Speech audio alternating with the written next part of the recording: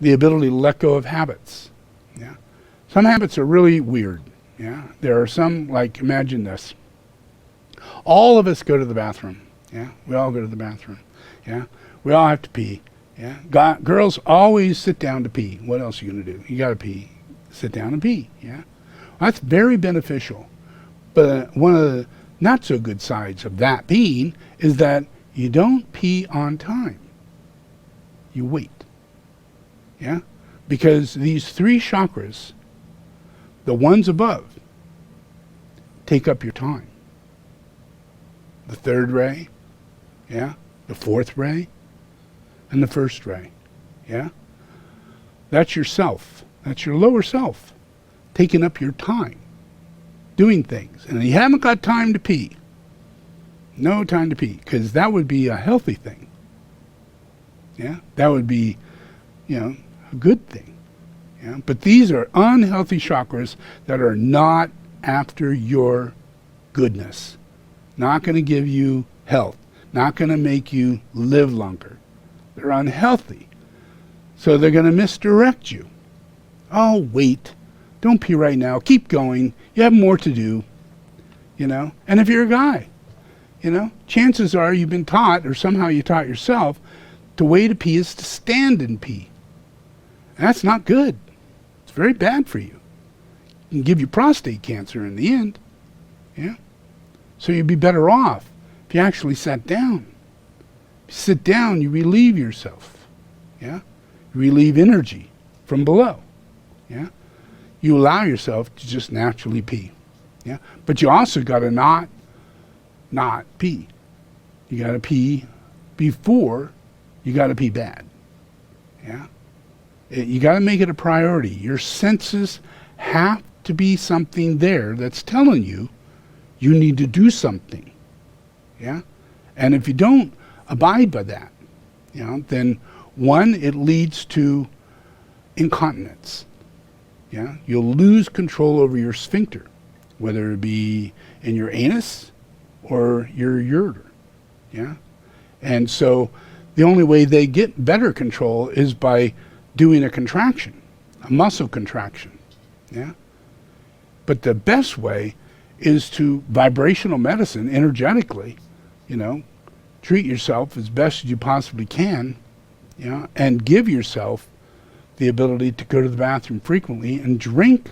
Because in this process, if you have that process, well, no, I don't want to go pee, I'm busy, Well, then obviously I don't want to drink too much water because that makes me pee. And that takes up my time, and I don't need that, Makes me pee too much. And if you get ill from this, then drinking water can make you pee, and then you can get a urinary infection, and then you think, oh no, now I'm really getting unhealthy. But it's only because of this long-term process of not peeing on time, not drinking enough water. Yeah, but you got to drink a lot of water for all this to function properly. Yeah, and that you shouldn't be like, your mouth dry, your lips are cracking, and you're starting to shake, and you're seeing blurry shit, completely dehydrated. But we get that far, we get pretty dang far. Yeah, in reality, we need to drink a good tall glass of water every hour. Every single hour. Yeah, nothing in between. Nothing. Like maybe every 3 or 4 hours. And it's not like if you don't, you're bad. I'm telling you these things because these are part of your senses.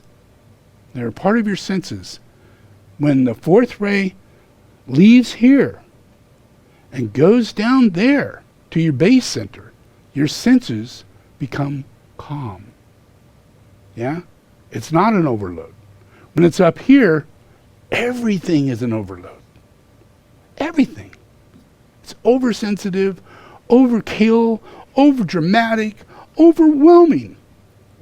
Yeah, because it's harmony through conflict, sitting right on top of your freaking brain. That's the last place in the world you need that. What you need is a pure mirror that goes directly to God, that's sitting up there instead, that every time, then God says, okay, now meditate. and you, and it hits you so deeply. The meditation and the mindfulness and all that has such a great effect on you. Yeah, simply because that's a brow now. It's a fifth ray rather than the fourth ray.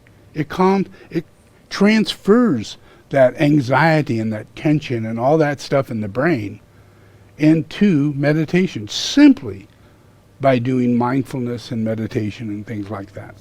That reorients your chakras that way. It's all vibrational. Yeah. We have to come in more contact to the reality of the Dharma teaching. Because the Dharma teaching gives us a sense of what that third ray is. How, like if I say, you need to not pee.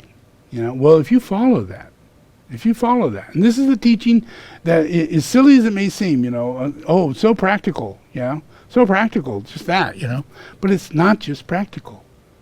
If you take the teaching, which is a simple teaching, but you actually apply that simple teaching, it becomes a manifestation of a major healing on a very big level, manifestation of a major healing on a big level, because it is not in a thought form, but in a vibrational frequency that we are all the same person.